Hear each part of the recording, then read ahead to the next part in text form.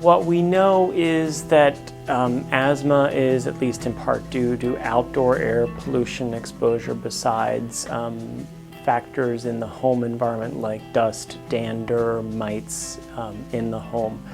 We know that certain developmental disabilities in children are likely to be a product of early life exposure to chemicals like lead and methylmercury and certain pesticides. Certain cancers have been documented to be on the rise. Specifically, I would name testicular cancer, certain leukemias, and certain brain cancers have been documented to increase 30 to 40% or more. These same exposures have effects on the children's cognitive neurodevelopment, mental development index, even IQ.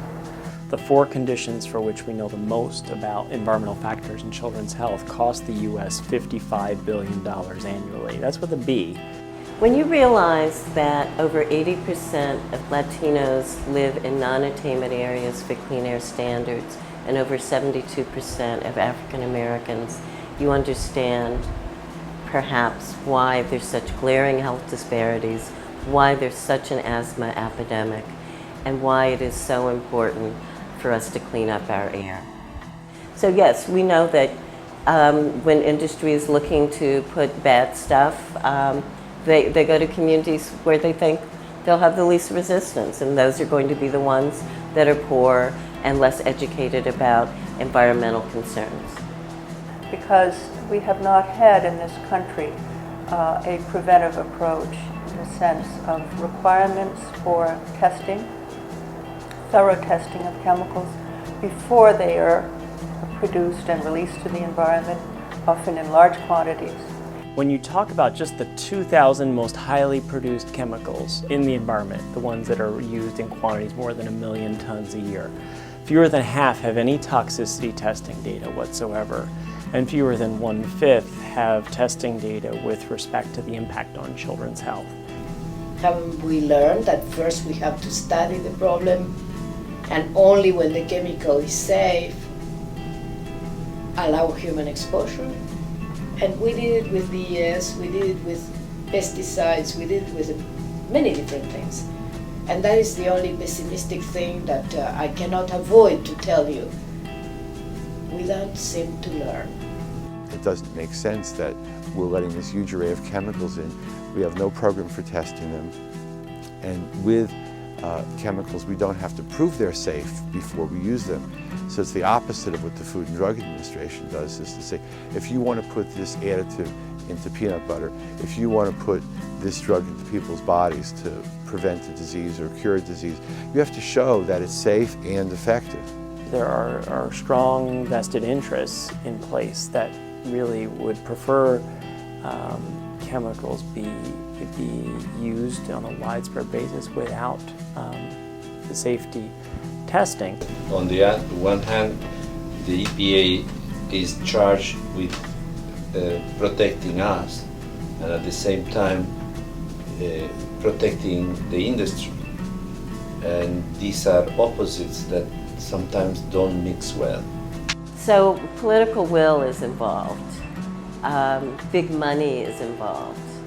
Power of business and industry is involved in not being able to translate what we really know now into policies that really protect all of us. So I think the average citizen has to engage in their personal lives with citizens to find out, what can we do together, what are the local problems, how can we form a new organization to change things, how can we ask the city parks department to turn over vacant lots so that we can begin to plant community gardens and talk about the healthful effects of that, how can we help local farmers so that we buy more locally, keep farming as a good local family industry, and at the same time, use less of a carbon footprint to get food and get people eating healthier food in getting that food into corner grocery stores. So very local level, but then let's get that into the Farm Bill too. I really don't think it's something that you can just throw up your hands and give up. It's something that if you really take on as an opportunity and a challenge, it doesn't take that much time to actually do something good for not just this generation, but the next generation to come. The way we are doing things is not good, and piecemeal solutions are not good. So that is why I'm saying you need ethicists, lawyers, chemists, and then think very profoundly about how we are going to save the world for our children so that they don't have the problems that we are seeing that are increasing in human populations. Altered reproduction, autism, all these things have been linked to environmental causes, obesity, diabetes. So I think that what is at stake is too big. I mean, reproduction means if we do not reproduce, we'll go extinct. It's the destiny of 90% of the species that ever existed. We would like to accelerate that. I think what most people don't understand, and what we all need to understand, is that the environment is where we live, work, play, and go to school. It is not somewhere out there. It is not somewhere else. We are in the middle of it. And everything around us is impacting us, and we need to understand those impacts. We need to understand the exposure of the car that sits in our driveway, or that we're driving into Midtown. We need to understand the exposure of putting our kid on the little yellow school bus that has diesel seeping into the cabin. We need to understand the impact of the lotion or the lipstick that we put on today, or the nail polish we put on, you know, our little 2-year-old toddler. We really need to be much more aware that all of these things impact our health and our quality of life. And that unless we are attuned and educated and are willing to stand up and speak out on these issues and to defend our lives, we will not have the kinds of healthy communities in which we will all prosper.